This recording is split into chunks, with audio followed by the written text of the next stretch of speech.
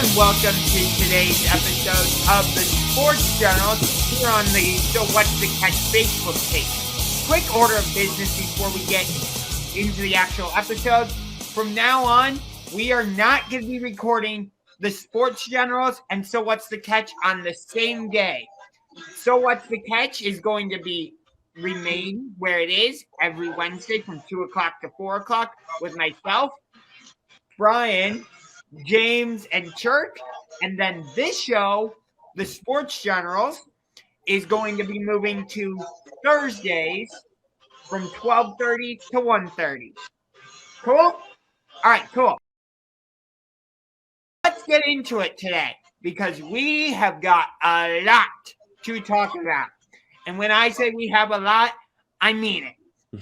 So we are calling this our pre-Super Bowl week show because it's not Super Bowl week yet. The hype is there, but it's not officially Super Bowl week. So the first thing we're going to get into is, I guess there's no other way to say this, the Brian Flores situation. Now, a couple weeks back, when we were talking about which coaches were going to get fired and which coaches we think are going to get hired where, I actually texted my Uncle Sky and my cousin Mark, who are big Miami Dolphins fans, and my Uncle Scott texted me back, and he had a lot to say about it. So I'll run you through some of the comments, and feel free to comment on anything. So first thing, my Uncle Scott. Before you start, can we say hello? Oh, yeah. Go ahead. Hey, y'all. What's up, guys? I'm Jason. I'm an Aries. Yeah. What the? Brian. That was one of the worst intros I've ever done. Straight to the point, huh? Yeah. Go on. You're on roll here, brother, so I'm going to let you get back to it. All right. Anyway, so he said, short term, I think it will hurt the Dolphins. Long term, I actually think it would be beneficial if they pick the right successor. Flo forced owner Stephen Ross's hands and lost power struggle. Question, he is the best defensive coach in my opinion.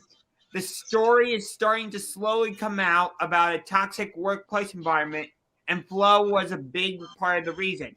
I think it is in his next go-around as a retread, he will be successful and may win a Super Bowl. Hopefully the Dolphins get either Doug Peterson or Jim Harbaugh as a successor. Right. Well, we know one of those names can be crossed off the list because Harbaugh, he announced he's staying with Michigan yesterday. Right. But to this point, that's an interesting perspective from some Dolphins fans. It sounds to me like they think that Coach Flores may be to blame for some of those things. And I hadn't really heard any of that myself. So that's very interesting, definitely. But I think the major issue going on with Coach Flores now is that he is suing the NFL. He has decided to sue the NFL and all 32 teams. Basically, what had happened was he was scheduled to do an interview with the New York Giants, and apparently the Giants already had their guy in Brian Daboll. Coach Belichick accidentally texts Brian Flores, "Hey, congratulations on getting the job." Thinking it's Brian. Before Flores even had an interview yet. So he's like, wait, so he thinks I'm Daboll and he's saying Daboll has the job. So bad situation, bad look for the Giants. Yeah, but it gets worse. It appears that what they're doing is circumventing the Rooney Rule. And that's in place to ensure that, black head coaches in the NFL have a fair shot. And I think after what just happened in Miami with Coach Flores and the way he ended the season on such a positive note, and then he gets fired, it's like it just is not a good look for the NFL as a whole right now because you wonder if had Brian Flores been a white head coach, had he been held to the same standard in Miami? Because I mean, honestly, I don't think that he would. I can't name many white head coaches who ever won 7 out of their last 8 games and got fired. I mean, I can't either. Had a winning season last year, was in playoff contention, and this Rooney Rule, man, just call it for what it is. This is a slap in the face. It's bullshit. It really is. It's a box you got to check when you're interviewing candidates, but you already got your candidates selected. Brian Flores was the best prospect, and we all was on the board with saying that a couple of episodes. I agree. And I still what's think he would be happening? the best fit there. Oh, absolutely. Um, it just it what Brian has done is he's demonstrated, even though he's sacrificing his career, he's putting his career on the line because it's I mean, he might get blackballed for this. I'm just be real. Yeah, he But probably will. he's doing this, he's laying the 100% groundwork down. will. He's laying the groundwork down. Hugh Jackson came out yesterday in a 14-minute exclusive interview with ESPN on SportsCenter and talked about how he felt that he had a similar situation with the Hasmans. And even though it wasn't money that he was paid to lose, he was guaranteed an extension on his contract, which if you slice it and dice it, that could come out to money if you want to calculate it that way. But it's just it's painting a bigger picture, guys. Is that even though the Rooney Rule was installed to assure minority candidates will have fair, equal opportunity to candidacy, that's not the case. And this not only is a black eye to the integrity of the league, but from a Vegas standpoint, if Ross is paid Flores to lose games purposely to tank just for draft picks, that throws the whole Las Vegas integrity out the window. So it's just a bad look all the way around. Right. And here's the thing. The way I had heard this case originally, I didn't hear that he was suing all 32 teams. I heard he was suing the NFL and the Dolphins, Giants, and Broncos. That's the way, I had heard the story initially. And the reason he was going after the Broncos is because he said, when John Elway and came in for his interview, he was hungover and he was an hour later, something like that. And so that's why I'm hearing he's going after the Broncos. They leaked that information? That's what Flores That's is what saying. Flores is claiming, that when he had an interview with the Broncos, that John Elway showed up. He looked disheveled and disinterested in the meeting. Oh, okay. And the vibe he got was essentially like, "Oh, I'm here to check the Rooney Rule box," and that's it. Yeah, that's unfortunate, man. I think they had already selected Vic Fangio as their head coach too. Yeah, they did. They had already made up their mind about Fangio, so yeah. Which that decision ended up biting him in the ass because it didn't do anything for him. It's the bigger and again, not only has Flores and Hugh Jackson shed a light on the biggest problem, which is this league is majority dominated by African American players, and the coaching hierarchy, the higher you get, the lower that number becomes, and that doesn't really, it's not making sense, man. It don't make sense. Yeah, and it's it just illustrates the unwritten rule. Whereas we know this is going on behind the scenes, we just couldn't prove it. But this is what it is. And what are you going to do, Roger Goodell, to rectify this problem? Because this can't continue. Right. But Brian, you and I, along with James and Church, talked about this on So What's the Catch yesterday. When players and coaches or outsiders have tried to go against the NFL in court, it usually results in the NFL winning, whether it was Colin Kaepernick and all that. He ended up losing. Or when the concussion doctors tried to make an issue out of everything, with concussions, they lost. I'm sure there's other examples I'm missing, but my overall point remains the same. When you try to go up against the NFL in court, you are most likely going to lose, and then you will be made an example of as the black sheep, where like Colin Kaepernick, after everything he did, was completely exiled. Mhm. And he's not going to get another job as a quarterback, not because of his talents, but because of the fact that if somebody signs him, let's say a team does sign him, you're going to get all that luggage and drama and political stuff that goes along with it. Does the team really want that? No. And I Yeah, tell you this, unfortunately- you go ahead. I'm sorry. Well, I just wanted to say real quick, we have to remember that Goodell works for the owners. He doesn't work for the players. Bingo. And that's part of the problem. Because it's the players versus the owners, and the owners are the ones with all the money and all the power, and they're all old white guys. But you want to know. Like it's a bunch of old white guys with all the money and all the power in the NFL, and the commissioner of the league works for them.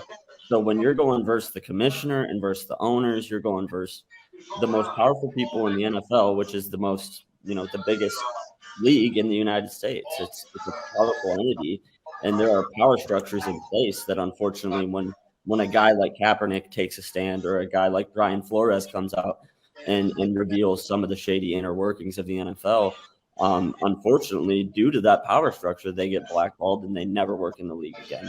Correct. This is slippery slope for the league because you're right. Just to hammer back what you said, actually, Josh, the league usually beats everybody they go against in court. And we get that.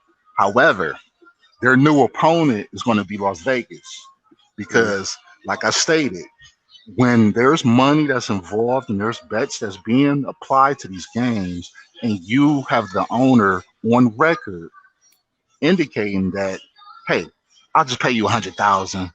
Go ahead and lose these games for me, please. Mm-hmm. And there's people that's really betting. They're, they got, however they got the money, that's up to them. But that's when it becomes a whole different element, because Vegas is not going to be too pleased about this as well. So right. they got their work cut out for them. So I know that when you're talking about Vegas, you're talking about sports gambling and betting odds. Right. But I don't know. Let's not get into the whole the betting odds thing. No. I'm not getting. The point remains that, like, if the NFL wants to promote sports gambling, and they have deals with FanBook, they have deals with DraftKings. Right. Integrity. They're talking about, in the states where it's legal, adding ticket windows at stadiums to place bets in the stadium. So no, that's not even what I was going towards, actually. Okay, can I finish my point? Yeah, sorry. So what I'm saying is like, if you want to incorporate and make that a part of your game, and there's owners who are intentionally throwing those games, you have a very, very big problem. And I think that's what Jason is saying here is like, this is going to be taken to court by a lot more people outside of the NFL. A lot of money and a lot of power, because we got to remember the people that own those casinos, they're not the people that like either. So yeah, you got two different elements, man. Racist. It's a racial element to this, which we already knew that was going on behind the scenes. We just couldn't prove it. Now we can. And then again, the integrity of the league. If this is supposed to be everybody's plan to win, you can't justify it by saying, hey, I'll pay you some money to lose. That doesn't even operate the same way. Yeah, Josh, I thought you were about to go into your spiel about how you don't understand the odds. That's why I was like, let's save that for another time. No, that's not what were you going to say? What were you going to say then? So what I was actually going to say is, I think this is a bigger problem, because I do agree with what you're saying about Vegas and the betting odds and all that. But think about it. The Raiders are now in Las Vegas. So I don't know how much of a factor that will play necessarily, if any. But I think it could be maybe a small factor. Well, that's one team, though. You got to understand, Josh. Betting is for all 32. Like this is you can racquetball. It doesn't even matter if it's a sport. If you're in Topeka, Kansas, or if you're in Las Vegas, like, don't matter at all. Your team, like Money's on the I table. don't necessarily think having a team located in Vegas is going to be problematic in terms. The bigger problem is owners like Stephen M. Ross paying head coaches to tank games. That's the problem that you got to worry about than players in Las Vegas getting involved. Like, I don't think that's going to be – that's more of like a movie storyline than anything I think that would actually happen. Yeah, it's so fortunate. Yeah.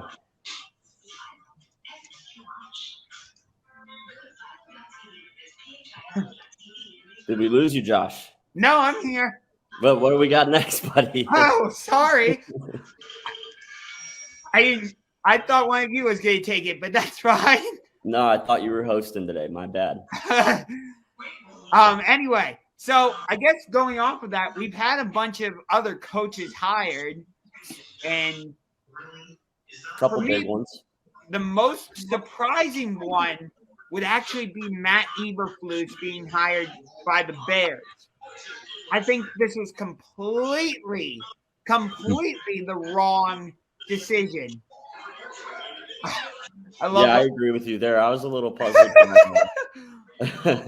I was a little puzzled by the Bears' decision as well. I thought with them investing so much in Justin Fields and in his future, I thought they were going to be more towards an offensive guy or a quarterback guru. But they went, with a defensive guy, and I don't necessarily think that's wrong or anything. It kind of caught me by surprise. I didn't expect them to head that direction. Yeah, it's rarely you find a defensive coordinator to have success. Unless you it's a rare exception to it. But the Bears, you're traditionally known for having great linebackers and good defenses all the time, but quarterbacks.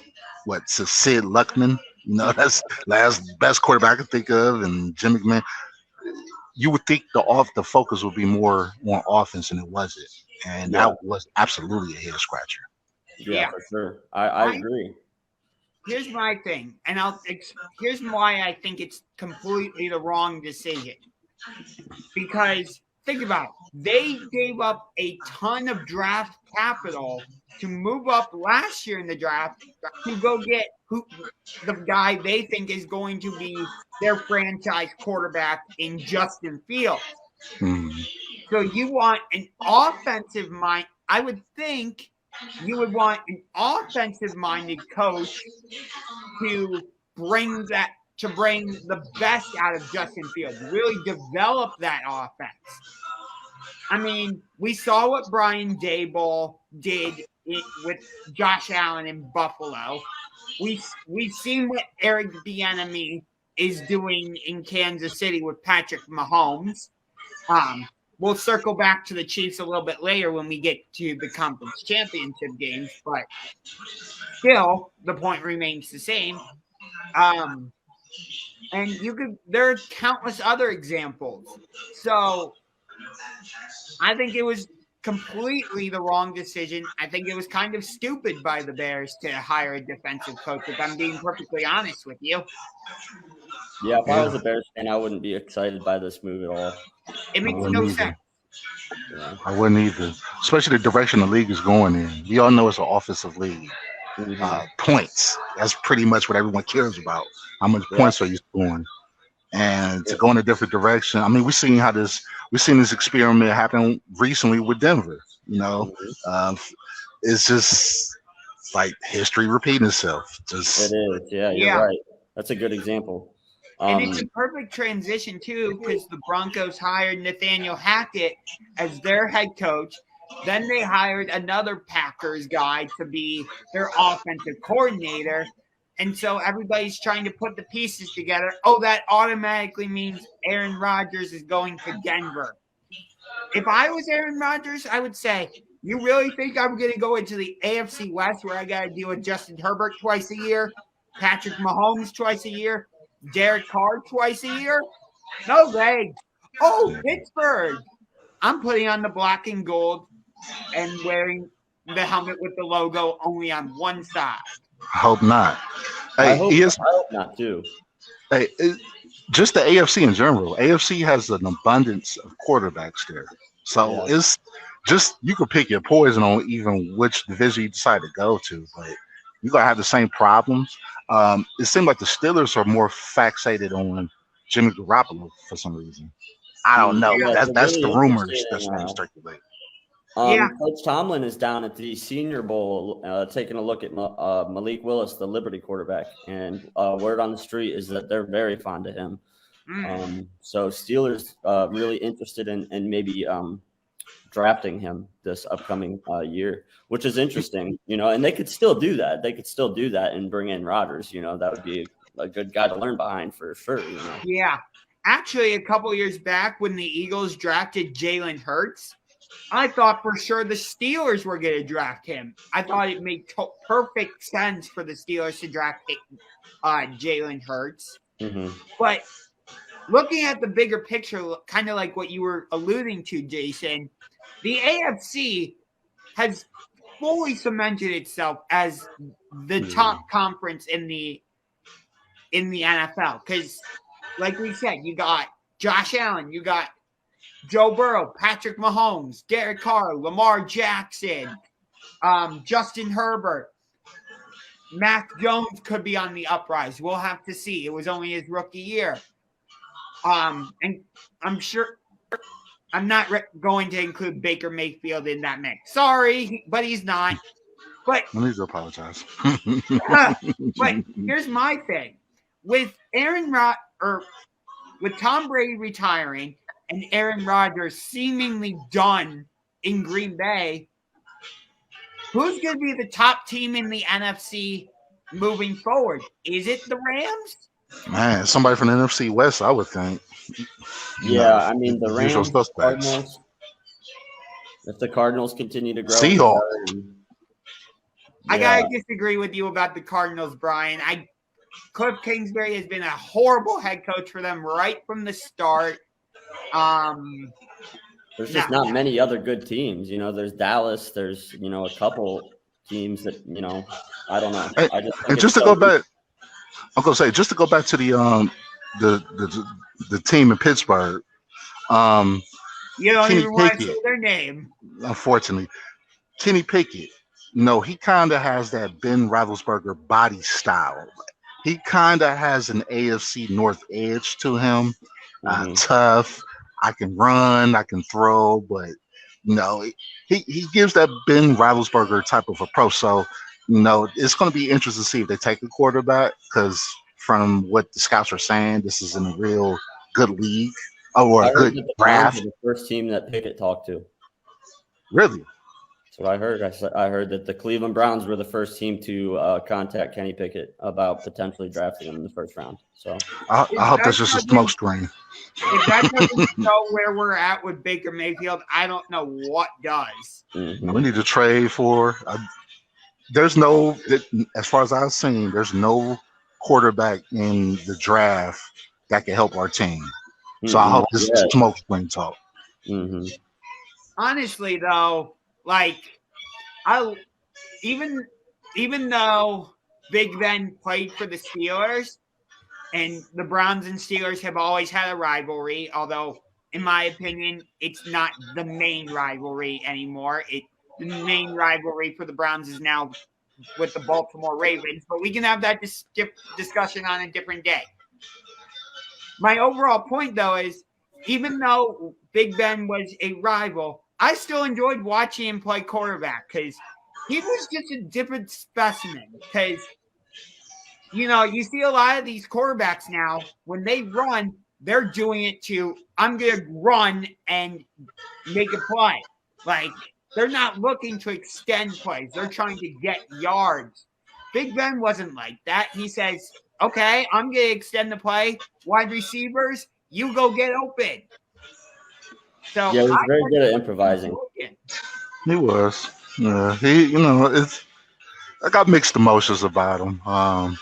But he's a Hall of Famer, and he was good. He was actually great.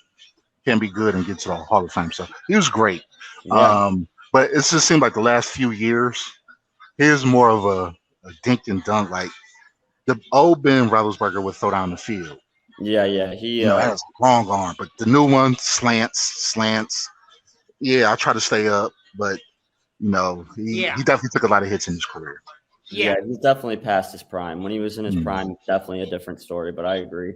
The other big coaching news we got to talk about, too, is the Vikings decided to go with Kevin O'Connell over Jim Harbaugh after meeting with Harbaugh for 9 hours yesterday. Oh, I'm wow. sure you're excited about that. Josh, you mentioned Wow. you mentioned earlier about teams and what directions they're heading and how Chicago decided to go with Eberflus and how, offense is so important. And this Kevin O'Connell decision makes me feel like the Vikings were thinking the same thing about Harbaugh was, in the 7 years since you've left San Francisco, has offense in the NFL passed you by? Are you not, capable of evolving into what's necessary to play today's game? And ultimately, at the end of the day, I think they shocked a lot of people when they made the decision, not to extend the offer to him. So I think that speaks to your point earlier, Josh. I think you made a really good point. And this just drives that home. It goes to show that offense is very important. And the Vikings decided to go that direction, whereas Chicago went the other direction, which was kind of puzzling. But like I said, good point, Josh. I mean, I know you're celebrating that move of Jim Harbaugh going back because you are all about the maize and blue, and I'm sure we know your feelings about that game last year against Ohio State. You know we'll be coming for revenge on you when we come. I should specify. When I say we, I'm not talking about Ohio State. I'm talking about Penn State. Excuse me. Hey. Yeah, I don't want to spend too much time talking about Michigan because I don't think many of our viewers particularly care about Michigan. But it would have set the university back a few years to have to enter into a coaching search on National Signing Day. Like it would have set us back. I will say this: Harbaugh, even he's quirky. I get that, and he's him. It's cool, but he is a winner. He turns franchises around. He's changed Stanford around. He turned the 49ers around. He turned Michigan around. Michigan's averaging 9 wins a season because of him. So I wouldn't say that he lost a step. Before he got there, it was a big jump. Oh, man. Yeah, that's a whole different discussion. But he changes cultures. And he does have that defensive pedigree. But, they just got off of Mike Zimmerman. Mm-hmm. So I could see them saying, well, let's still hear what he got to say. And then the owner just come in and saying, no, I want to go offense. That's the new vision. So, there was a rumor that the Browns tried to trade for him when he was at the 49ers. I'm not sure if a lot of y'all familiar with this. Yeah, I remember they were kind of fond of him. We're going to trade them we was going to trade them, I believe, 2 first-round picks for Jim Harbaugh. Yeah, that would have been interesting if we had him, but he's a good coach, man. I mean, he's weird, but he's still good. Yeah. There's one thing I could say about Harbaugh. It's not always going to be good. It's not always going to be bad, but it's always going to be weird. He makes it entertaining. Yeah, he does. He's a space cadet, man. He's an interesting cat. I like to say he's Bill Walton without the drugs. The Raiders. They just took on Josh McDaniels. And here we go with the Bill Belichick coaching tree, guys. He actually went to Denver. He had some success. That's when Tim Tebow was quarterback at the time. He took a gamble, drafted up to get Tim Tebow. But it just seemed like once he left New England, he was in his own world. I'm not sure if that's going to be his standard. I don't think he was ready yet when he went to Denver. I think it was too soon. He was too young. I think that he's grown a lot since his time in Denver, and I think that he's definitely going to be a much better coach in Oakland than he was there. I think he'll learn from his mistakes. Like, trading up for a guy like Tim Tebow is pretty risky and not the best move in hindsight. So, he definitely did something. I think if he's not successful in Oakland, this might be his last shot. Oh, I think this is absolutely his last shot. He has to be successful in Las Vegas. But here's my thing. You mentioned how he was not successful in Denver, and then right when he was about to be introduced as the Colts head coach, Yes. he said, nope, I'm out. Like, I thought he was blackballed from that, just from that move. It sounds easy, like that it's just coaching changes and moving carousel, but we also got to understand that there's a coaching staff that is they have their lives going on too. They got kids going on to school. Their wife may be working. They have a life, and if a coach tells you, "Hey, I want you to be my offensive coordinator. We're going to the Indianapolis or wherever," and you basically start to sever your ties with your current business in the state you live in. And when he just tells them, "Oh no, I'm gonna stay in New England," what about us? Like people got to understand the coaching staff also are impacted by these moves. We haven't even talked about the championship games yet. Do you guys want to get into that before we talk a little bit about Brady retiring? Yep. So who was the only one that wait, no, you picked the Bengals, didn't you, Jason? Yeah, but I last week you've been picking them all year, so I'm gonna keep your G. You've been on the bandwagon.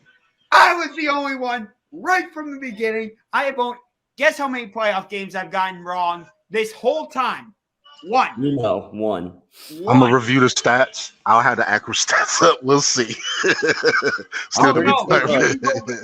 You can go back and watch the video that I made on my channel, Under to the Max. San Francisco Green Bay is the only one you picked wrong. Correct. No, but you've been accurate though, Josh. Yep. You've been accurate. Yeah, you've been on it for sure. Yes. To the point where I'm gonna need to get your advice before I make my bets. Yeah, you so, yeah, keep it going. You better start picking against the spread so people can make some money off them. Dude, I have been picking against the spread. The Bengals were not favored against the Chiefs. The Bengals were not favored against the Titans.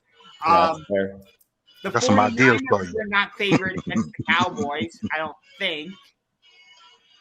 Hey, I got some ideas for you, Josh. Trust me, man. Keep making them picks. Why don't we start with the Bengals and the Chiefs game then, Josh? Why don't we start there and then we'll work our way through the NFC after that. Look at what Essex just said in the comments. I agree.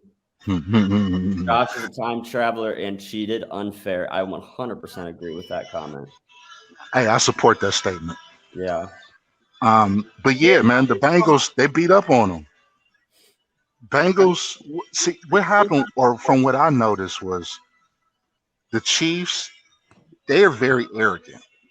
They got extremely arrogant to the point where I'm kind of glad that they fell on their face. It was a play right before halftime where they had timeouts to waste. They didn't waste the timeouts, right? Patrick Mahomes, my bad.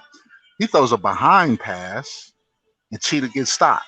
And then the time expires and they get no points. And it just feel like they're so arrogant where they're like, a field goal, that's beneath us. We're going to go for a touchdown. And it's starting to get played out to me. And I think that they've realized that, you may have lucked up against Buffalo last week. But time is, it's just a matter of time for y'all on the clock, man. The Bengals pulled it out in the overtime. Yeah, times changed. Yeah, it's interesting to see, for the first time, this goes the other way against Patrick Mahomes. He's got a 21-3 lead and, makes a boneheaded play at the end of the first half with a lack of awareness and throws it behind the line of scrimmage and doesn't give anyone time to get out of bounds or, anything. And they end up getting no points out of that. And that ends up being, the deciding factor. They only won the game by Cincinnati only won by 3 points. So, a field goal there changes everything. They would have won that game in regulation. So, it's I think that a bit of arrogance might be the right word for it. I'm thinking we're up 21-3. That we're going to cruise to victory. Let's just put our foot on the gas and make it a play, rather than playing it safe and making sure that you extend your lead.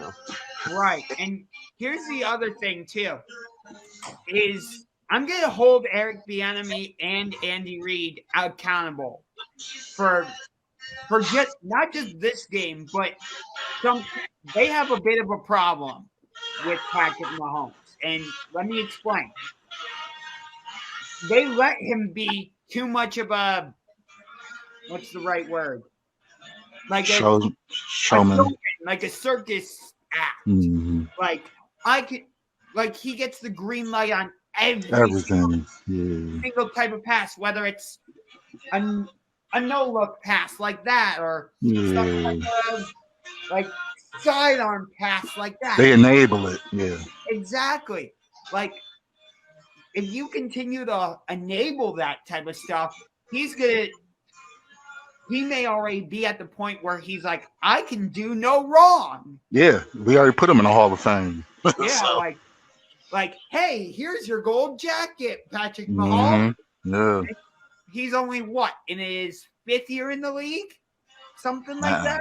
Yeah. Like, and we're already crowning him like the face of the NFL and all this and that, and you see him in all these State Farm commercials. The Patrick Price. He got Patrick Price. Yeah. He got that Patrick Price. Exactly. I think it's a legit problem. Like, bringing Patrick Mahomes in a little bit. Explain to him, like, you can't necessarily make all of these circus throws and like behind the back. Not that he's ever tried the behind the back pass. I think he has. Actually, I think he has. Okay. But my point remains the same. Like, that's just not how the NFL works. Right. Absolutely. He's been enabled. There's a place for it in the regular season, if you're beating up on a team or, whatever. But in the postseason, like, you got to be smarter than that. Every point counts. Every drive matters. You should be focusing on getting points on every drive when you have the ball. And I think he was more worried about, like, getting style points going into half, And you know what? Just to add to this, man, because Bengals is fascinating. Yes, I'm morally, I hope, I want to see them do well. But it's a part of me, man, where I'm like, man, we swept this, and when I say we, the Browns, we swept this team twice. I've seen the head-to-head matchups. We outmatched them, okay? And it's a common denominator that all of the teams are still left in the playoff or going to the Super Bowl, rather. They seem to have one important piece that we seem to be missing because that could have easily been us.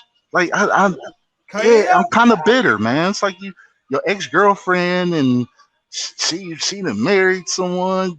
Like, man, what about us? That's supposed to be me. I wish it was Jason. I wish it was that simple, but it's really not. Like, think about this. Just because you have a great quarterback, which Cincinnati does in Joe Burrow, doesn't mean you're going to necessarily win right away. You need to pair him with the right coach, and he needs to be in the right system. And at first, it didn't look like Zach Taylor knew what the hell he was doing. But look at him. He's developed the offense amazingly well. And we'll get more into the Super Bowl next week because next week's going to be our actual Super Bowl show. But I'll tell you this right now. Part of the reason why I'm picking Cincinnati is because the Rams are probably going to focus all of their energy, for the most part, on Jamar Chase because we've seen how special he is. That's why I'm picking, if I had to choose an X factor, I'm going with T. Higgins. I can see that. It's just we already had the pieces. So that's why I kind of I may come off bitter. Oh, yeah, we have an offensive line, defensive line. We have a great offensive structure. We have good coaching. So that one missing piece, that's glaring now. Put Joe Burrow on our team, and I think that we have a very similar team. Absolutely. We talking about repeat. Yeah, Bengals only went 10-7. I mean, give us Joe Burrow, we can go 10-7. I'll say we go 12. I mean, I'm not saying that we're a Super Bowl ready team. I'm kind of with Josh on that one. Like, I think that there are some pieces that we're missing, and there's some glaring holes. But I don't, I think the point remains for Jason that, like, if we had Joe Burrow on our team, you know, We had Derek Carr on our team. right? Yeah, I mean, I think we got the hose fixed, in my opinion. a good quarterback can take your offense to the next level, and that's what's happened in Cincinnati. Like you said, Zach Taylor wasn't looking great. His offense was not looking phenomenal until Joey Burrow got there. Things started clicking for him after he got healthy. So how much of it is him and how much of it is Burrow? And I think that Jason's point is like, if you have an elite quarterback on your team, they can get you to that next level. They can tractors and trailers. They can carry you to a Super Bowl. Because the Bengals got some big holes themselves. That offensive line is dreadful. And if the Titans got to them 9 times, I expect the Rams, Aaron Donald, and Von Miller are going to be licking their chops thinking about getting to this guy too. So, yeah, I kind of agree with Jason a little bit here. Like, we were very close to being where the Bengals are right now. There's 2 types of quarterbacks. More offensive weapons. But I think that the point remains that with an elite quarterback, we could have made a run, There's 2 types of quarterbacks. You got a tractor quarterback. That's a quarterback that pulls everyone with them. And you got a trailer quarterback. That means they need everything in front of them to be good in order for them to be successful.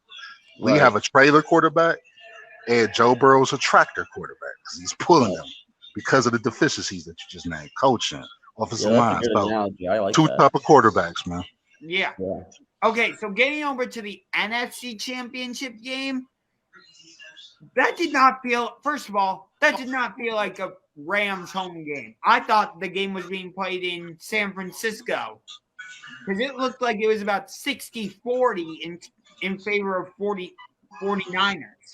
Yeah, they even I heard that they even tried zip code restrictions on ticket sales too to prevent that from happening, and it still ended up being heavily. I don't even feel like that's fair morally.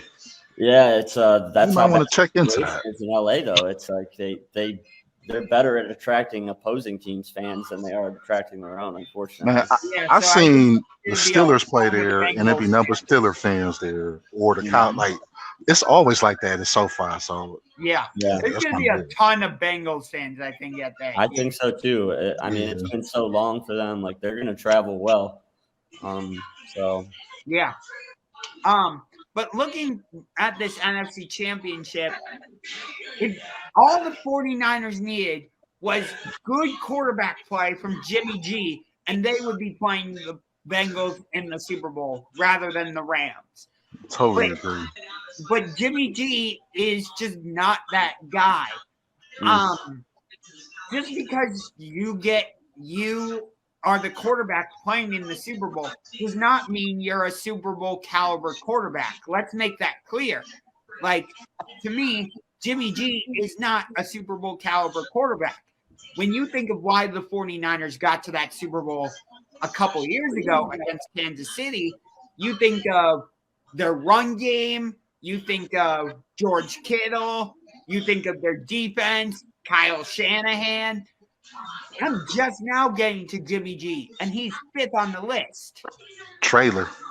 He fits that analogy too. He does. He needs everything needs to be perfect for him to perform well. And he only completed 16 of 30 passes, and he had the one big interception as well. And, on the other side of things, Stafford, he's just balling out. He throws for 340 yards, 2 touchdowns, and a pick.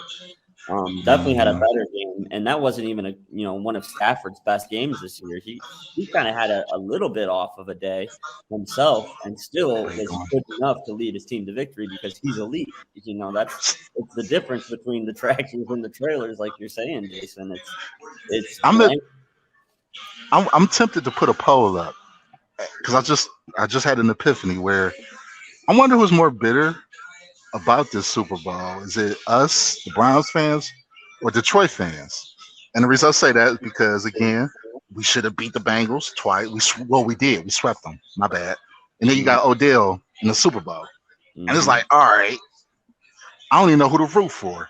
But then you got Matt Stafford, who's had troubled history with Detroit. His first year with a new team, he's to the Super Bowl.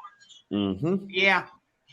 But this is a guy that his whole career, other people in the NFL said, like, look, you guys don't realize how good this cat is. He's just doesn't have a team around him, And he's really proven it this year, and if he can beat a San Francisco team with an okay Stafford performance, imagine, what a great performance in the Super Bowl looked like for him.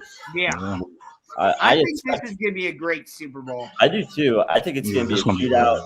I think we're going to see some offensive records broken. Yeah. Personally. I can see that too. I don't think, again, we'll get more in depth about this next week, but do I think we're going to get like a Super Bowl 52 type game where it was like 41-33, which I was only off by 2 with my score prediction for that game. I said the final score was going to be 43-31. It's close. Yeah. So, damn, am I becoming like the Nostradamus or Mystic, or as Conor McGregor likes to call himself, Mystic Mac? Yeah.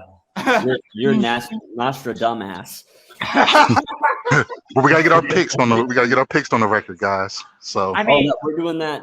We're gonna do that. Do it next week. Yeah, we'll do that next week. We got one more topic that we got to squeeze in here before we go. We've got 9 minutes left, and we haven't talked about the GOAT retiring. So everybody with this 9 minutes in mind, I'm sure we all have thoughts about Tom Brady. So I'll let you guys get started on that, and then I'll chime in at the end too.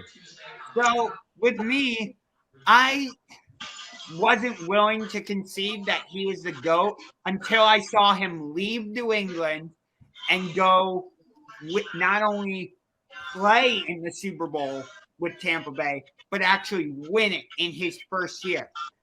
And I know you guys feel differently in that 28-3 was the moment. But for me, not to discredit what New England did in that game, but that felt more like an Atlanta choke job rather than a New England comeback. Because again, that's not to discredit Tom Brady in any way, but I wanted to see if he could do it separate from Belichick, and he showed that he could. So here we go. I see him as the GOAT, just because, despite the Super Bowl rings, despite the 7 Super Bowl rings, okay? Despite that, he was the number 1 quarterback ever in passing yards, rather, passing touchdowns, and his overall rating, right?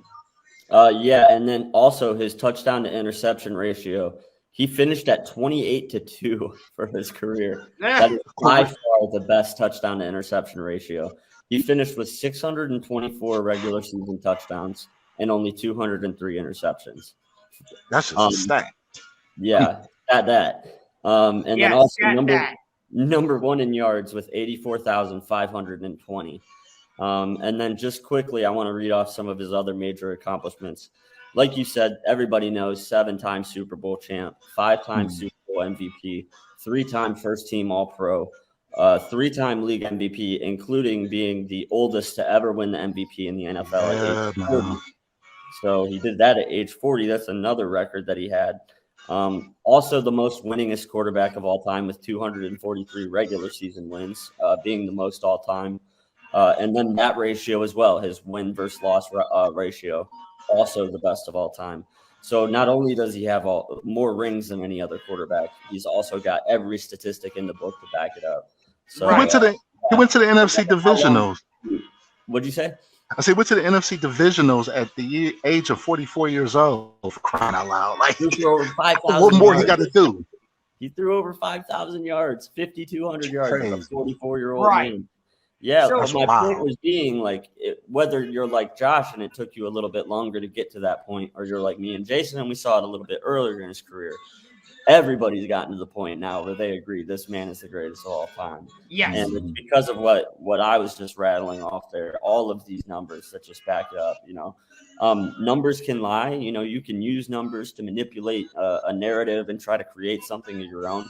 But when you're consistently ranked number one, all the way down, playoffs, that's a pattern that, can't be separated. Definitely a tractor, a John Deere tractor. Exactly. Yeah.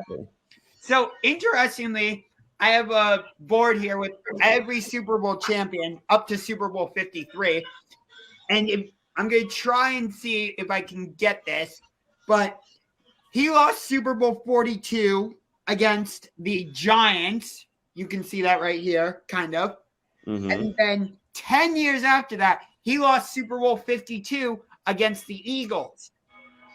So I think that's kind of interesting that all three of his Super Bowl losses came against the NFC East, because went Giants in 42, Giants again in 46, and then the Eagles in 52.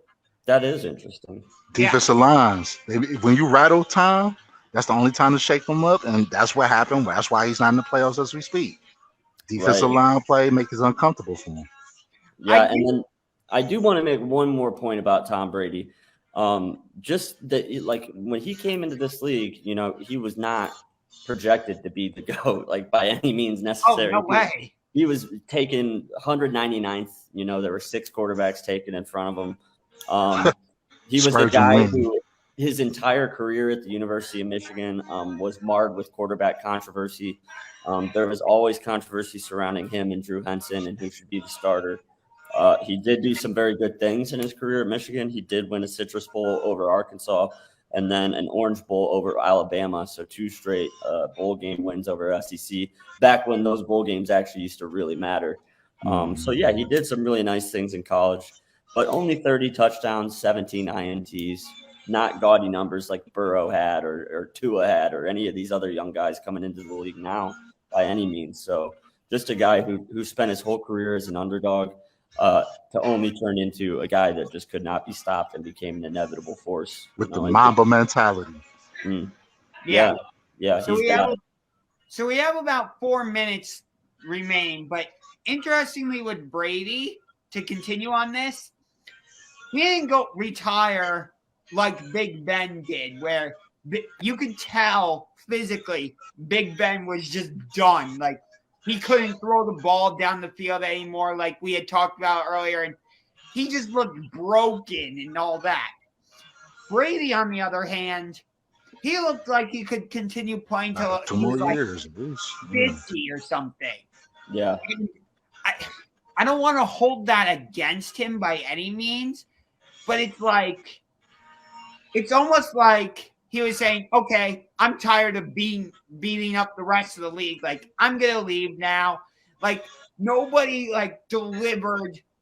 I'm not saying I wanted him injured necessarily, but nobody, like, you never really saw him get all beaten up or anything like that and get to the point where he was forced into retirement like a Big Ben. So, yeah, one of his most underrated qualities too is his durability. You know, and take care of his body.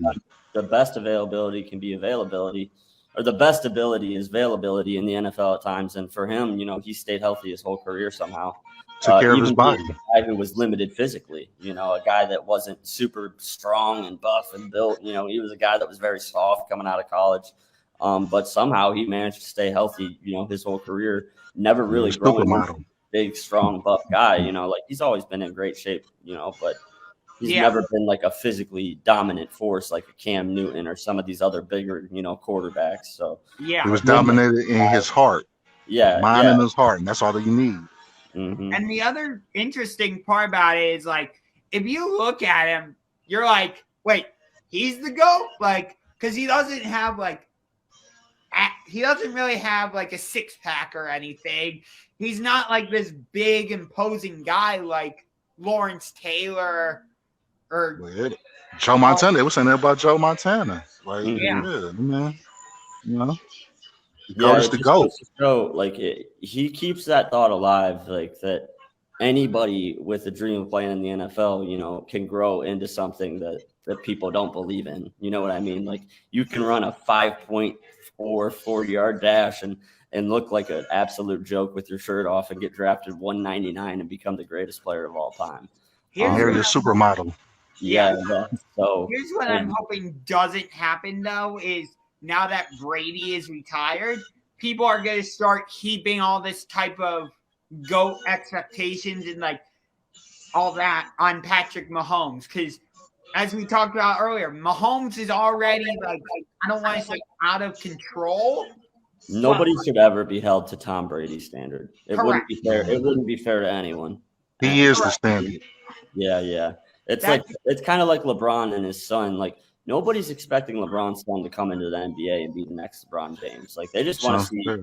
You just want to see it, him do well and be a good player and all that. But like, you don't want to hold anybody to that kind of standard. It's impossible to live up to that standard. And it's unfair. Right. Yeah, it's totally unfair. Well, guys, we managed to fit it all into an hour today, so I know we were a little concerned we wouldn't get to everything. So yeah, but yeah, we got to everything. It's been really fun. Do you guys have any last thoughts before we go? I think I've said everything I wanted to say about Brady. So yeah, make sure y'all tune in next week. It will be same time, same place. It will be our Super Bowl show. We will be talking about every aspect of the big game. Why we think either the Rams or Bengals are going to win. I think I've made it no secret who I'm picking. I will go further into detail about why I'm picking the Bengals. But anyway, you guys got anything? Yeah, the Bengals represent the AFC North, hold it down. It's still always Browns. All right. You got anything, Brian?